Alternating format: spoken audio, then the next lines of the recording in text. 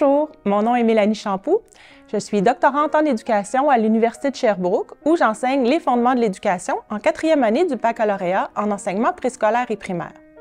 Mes travaux de recherche s'ancrent dans les fondements de l'éducation contemporaine qui sont traversés par des enjeux relatifs aux problématiques socio-écologiques telles que les changements climatiques, le déclin massif de la biodiversité à l'échelle mondiale et l'augmentation croissante des inégalités sociales, économiques et environnementales. Notre époque, en effet, est traversée par l'exacerbation d'une crise socio-écologique dont le dénouement exige une transformation culturelle, soit une transformation de nos rapports au monde.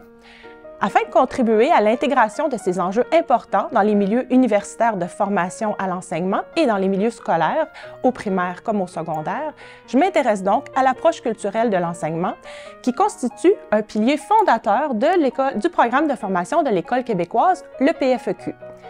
L'approche culturelle de l'enseignement a été conçue dans la foulée des travaux qui ont accompagné la réforme du curriculum de l'École québécoise au tournant des années 2000.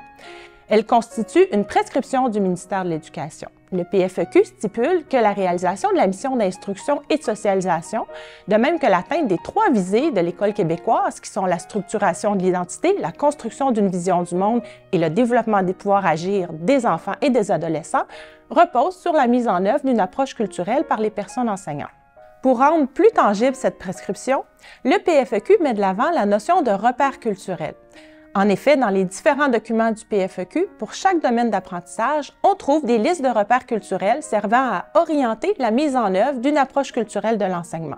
Il faut bien reconnaître toutefois que ces repères ont été définis il y a près de 25 ans. En outre, le caractère prescriptif de l'approche culturelle s'incarne dans une compétence professionnelle à l'enseignement, une compétence dite fondatrice. C'est la compétence 1, qui est celle du pédagogue, héritier, critique, interprète et médiateur d'éléments de culture. Depuis le début des années 2000, plusieurs études tendent à montrer que l'approche culturelle de l'enseignement et la compétence 1 qui y est associée demeurent peu connues ou mal comprises des personnes enseignantes. Pour plusieurs, cette compétence peut paraître floue, nébuleuse, abstraite. Pour certaines, elle peut paraître compliquée et même sans importance particulière. Cette situation peut s'expliquer par de nombreux facteurs. D'abord, il faut bien reconnaître que la culture est une notion que l'on dit polysémique, c'est-à-dire qui peut revêtir une grande variété de sens, ce qui complique notre compréhension commune de la notion.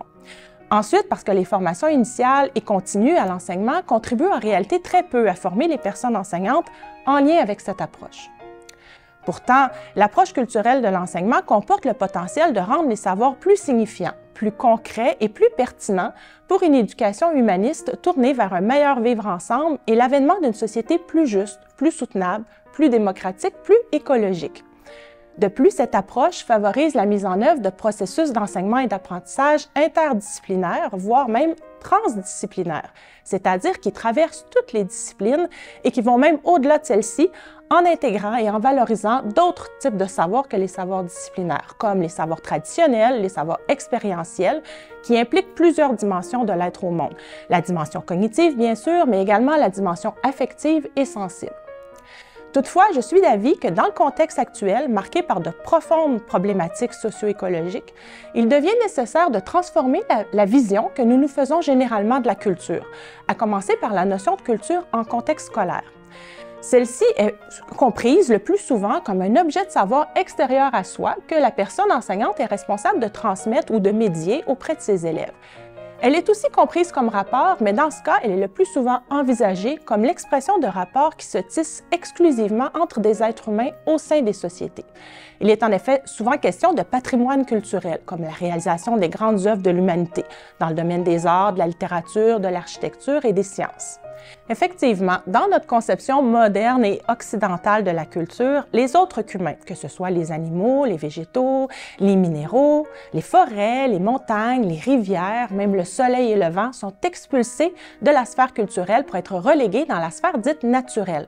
Lorsqu'il est question de culture, ils sont soit rendus invisibles, alors on n'en parle pas, on ne les considère pas, ou alors ils sont compris comme faisant partie d'un décor inactif, inerte, où se déroulent les actions des êtres humains entre eux.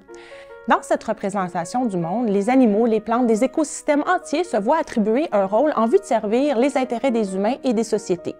Ils ne sont pas considérés comme des entités sensibles dotées d'une agentivité particulière avec lesquelles nous sommes en relation réciproque, mais le plus souvent comme faisant partie de ce qu'on appelle, sans trop y penser, la nature ou l'environnement.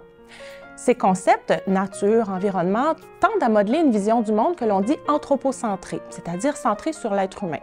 C'est alors notre identité et notre pouvoir agir qui sont à leur tour influencés par cette vision du monde dans laquelle nous, les êtres humains, serions radicalement séparés des autres humains. Cette vision du monde est insuffisante car elle échoue à reconnaître les processus de coévolution historique entre humains et autres qu'humains, de même que leurs relations d'interdépendance actuelles et futures.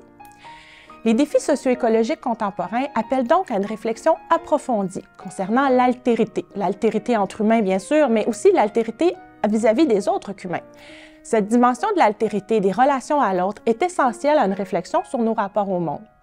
Il nous faut réfléchir et mettre en œuvre une approche culturelle de l'enseignement qui contribue de manière pertinente à la structuration de l'identité, au développement d'une vision du monde et à la construction d'un pouvoir agir qui soit orienté vers un horizon de justice pour tous les humains et les autres qu'humains, leur intérêt étant en réalité intrinsèquement lié. Bien pour ça, il nous faut notamment construire une vision du monde et structurer nos identités de manière à comprendre les êtres humains comme des êtres de nature et de culture, comme des êtres en étroite relation, passée, présente et future, avec des humains et d'autres qu'humains. Une approche culturelle de l'enseignement pertinente dans le contexte contemporain devrait nous aider donc à nous situer comme des êtres écologiques, soit des êtres reliés au monde. C'est à cette visée que notre équipe interdisciplinaire de personnes formatrices en enseignement travaille présentement de manière collaborative.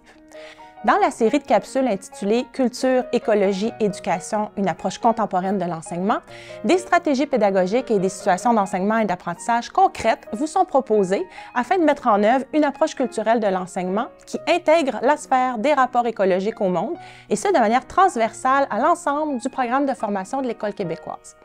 Ainsi, en plus de cette capsule introductive, il nous fait plaisir de vous partager 6 autres capsules vidéo qui chacune résument le contenu du chapitre d'un ouvrage collectif publié en ligne sous un format de ressources éducatives libres. Ces capsules ainsi que les chapitres du livre numérique qui y sont associés offrent un soutien pédagogique pour les programmes français langue d'enseignement, géographie et histoire, sciences, mathématiques, culture et citoyenneté québécoise et arts.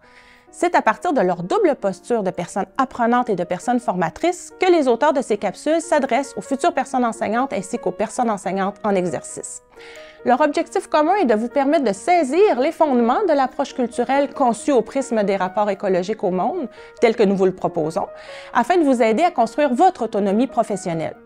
Les pistes pédagogiques concrètes qui vous sont proposées permettent d'illustrer cette réflexion fondamentale et de vous donner un coup de pouce pour faire vos premiers pas.